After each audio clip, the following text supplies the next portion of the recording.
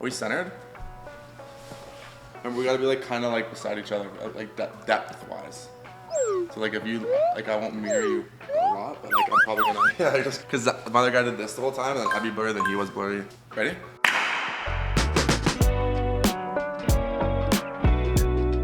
What's up everybody? Welcome back to my YouTube channel. Today I have Michelle from Cognitive Capital, and we're gonna be talking about how do over-leveraged investors get financing. I'll let Michelle introduce herself because I'll blow it most likely, so. Yes, thank you for having me. I'm Michelle, I'm a mortgage broker. I have been so for about 5 years. And this is a pretty common question for people looking to qualify for more mortgage money. They kind of need to step outside of the norm of how they think about qualifying for mortgage money.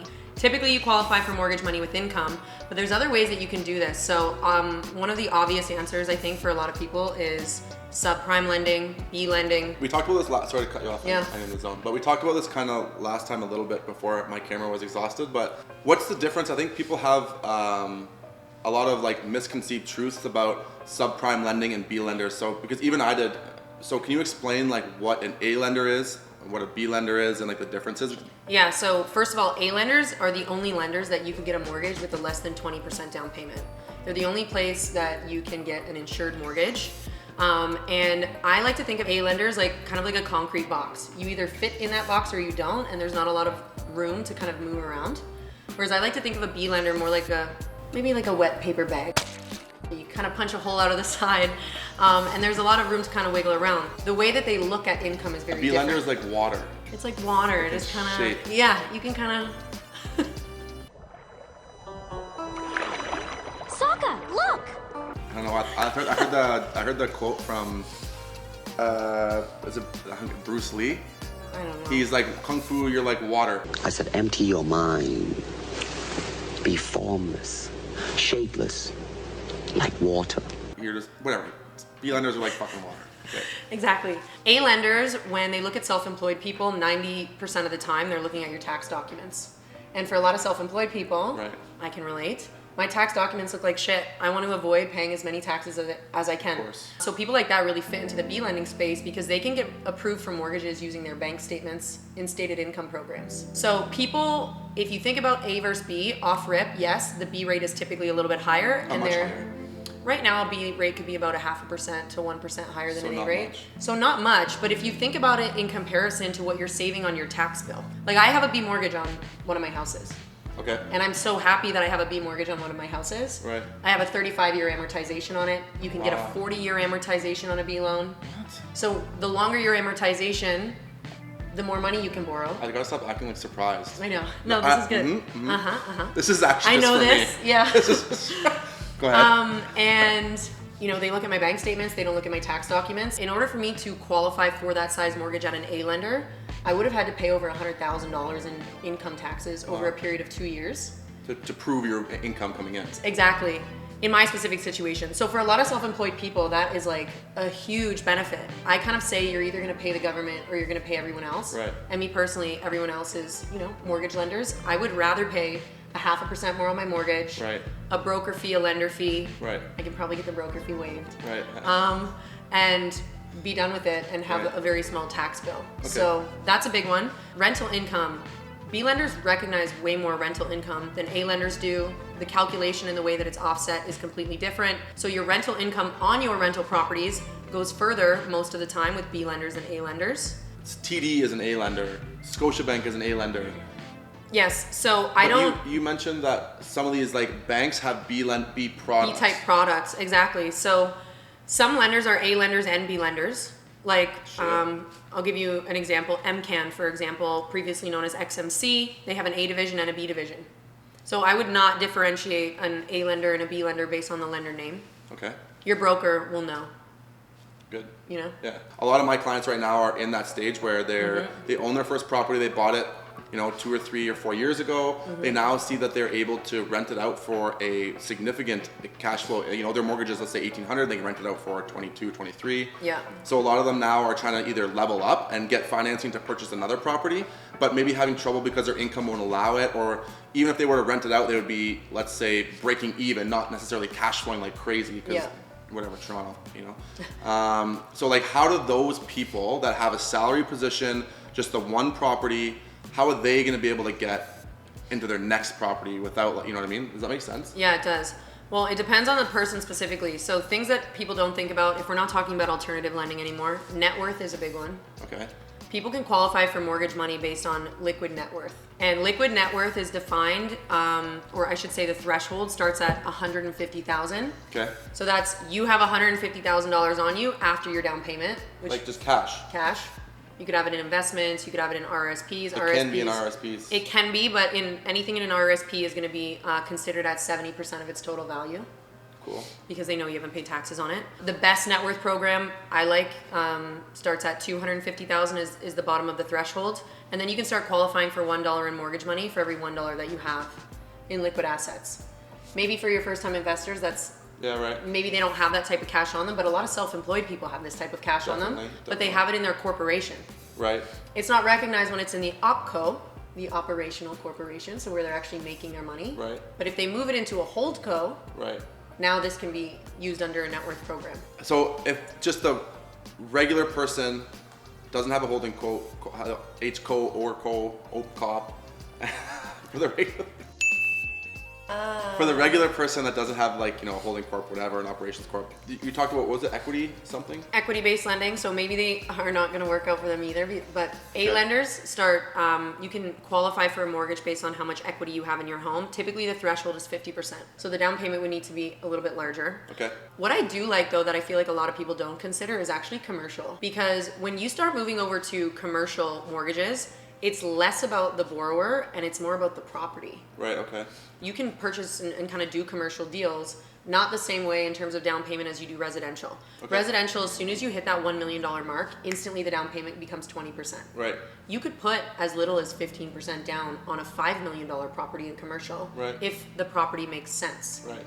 So this is something interesting that I think investors should start considering, because now it's not about you. So if you don't have enough money, it's just about the property. Right. The property is less marketable for lenders as a commercial property, and what that means is if they do have to take the property from you, right, how easy is it for them to sell? Right. It's easier to sell a residential property than a commercial property. Okay. But if you bring a commercial property that is carrying itself, the chances of you getting approved for that are significantly greater. Cool. If you're bringing a commercial property that is not going to be carrying itself, so if the bank has to take it over from you, right, like they're potentially going to be taking a loss on it each month, that's when they start looking deeper and deeper into the borrower to bridge that gap. Okay. Does that make sense? It does make sense. That's okay. Cool. Are you going to tell them that I sound fucked up because I lost my voice and that I don't always sound like this? No. Should I? Yeah. She's drunk right now. She didn't pull my stuff. No, the Leafs won. They won? Yeah. You know what? I don't even care about hockey anymore. I'm so hockeyed out. I'm a golf guy now. I was like well, screaming. I don't even know if I can consider that. Yeah, I don't think you're a golf guy. You know what though? That's I think an overstatement. You know, I played. Anyways, that's another conversation. Okay, can you tell us more about credit unions? Yeah. So credit unions are provincially regulated, okay, and banks and A lenders and most B lenders are federally regulated institutions. Right. The stress test is a federal regulation. Okay. So most credit unions don't have stress tests. It depends on the type of product. If you're getting you're putting less than 20% down, you're always going to have a stress test on it. Okay. But if you're buying a rental property, you are putting 20% down anyways. Right. So you don't have a stress test when you go to a credit union. Right. So your income is being qualified at the contract rate that you're paying most of the time. Some of them will do a stress test +1. Right. Whereas the standard stress test is the contract rate +2.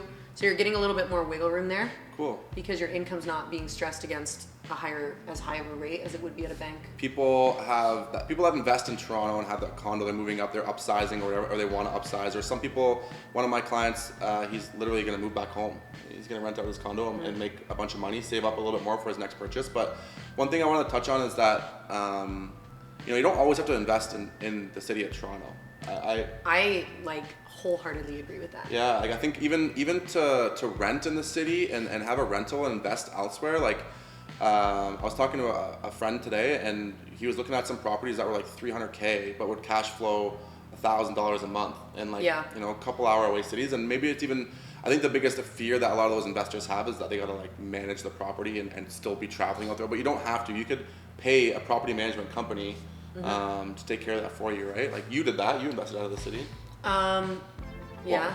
Yeah. What's your address? I have a house in Orangeville and a house in Brampton. But That's actually something I want to spend a little bit more time talking about, because I feel like people really need to think about what their goals of investing are. Right. Everybody's always drooling over cash flow. Me personally, I don't care about cash flow. Right. I just am ideally hoping to get my property around break even, and then if it cash flows, that's a bonus. Right. But people almost exclusively look at cash flow, Yeah, and that's true. when you go to places like Sudbury, for example, I have clients who own properties in Sudbury and Windsor. Some of these are cash flowing. They're multi-units, $1,500 a month.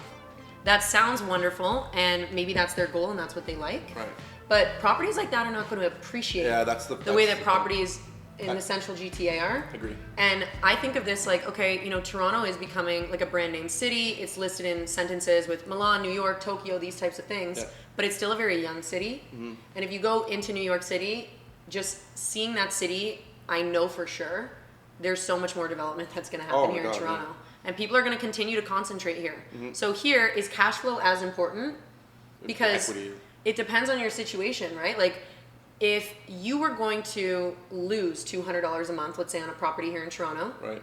do you need that $200? Like, that would be the question that I would ask myself as an investor. Right. And if the answer is no, and you're really looking for somebody to pay down your debt and to gain equity over time, Right. on a month-to-month basis, you're losing $200, but if your property is appreciating by 7% a year, Exactly. if your property's holding in a market like we're in right now, where all the exterior markets are down by like Exactly. 20-30% and Toronto's break even, now it's like, Yeah. who gives a shit about that $200? Yeah, that's true. Yeah, even like a lot of my clients that have condos in the city that bought within the last, they bought at the peak. It's like the prices in the core. We run the numbers all the time. The prices we're like right in the core, like King Bathurst, King Spadina, whatever. It's only dropped I think like 6.5%.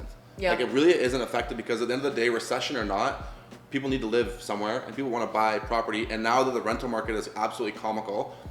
Why would you pay a 1-bedroom condo at $2,500? You still have to live somewhere, and most of these people work in Toronto. Yeah. So they have to. They don't even, maybe not even want to live in Toronto, but they have to live in Toronto because they can't afford a car payment. They can't be going back and forth a million times. So people have to live here. That's why it's like a safer investment in the core versus like Windsor. Yeah. I think Windsor went up like what, 41% or some shit. Yeah, it was Like, nuts. that's It was bonkers. nuts.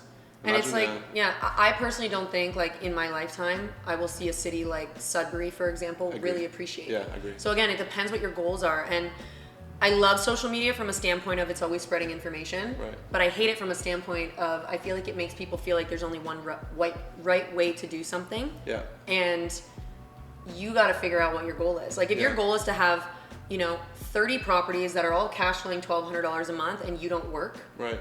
fine. Maybe it doesn't matter where you buy your property Right, because sure. you're not banking on appreciation. But if your goal is to buy a cheap property to get your foot in the door and then hope to use Right. that property to be a big down payment for another property, Right. the odds are you're not going to find that by Right. purchasing a property in a place like Sudbury because it's not going to appreciate like that. Which I think a lot of investors, well, not even investors, just like purchasers in Toronto are doing, because not everybody, but most people start off in condos. Yep. And they need to upsize, right? So your condo's gonna, like you said, buy something cheap, fix it up a little bit, let it appreciate like crazy, and then move up. Thanks for coming to my YouTube channel. Yes. She's the star. Yeah. Yeah, thanks for watching, everybody. We appreciate it. If you like the content that we're putting out, please hit the notification button below and subscribe. I really appreciate it. And that way you don't miss any videos that I put out. Thanks again for watching. We'll see you later.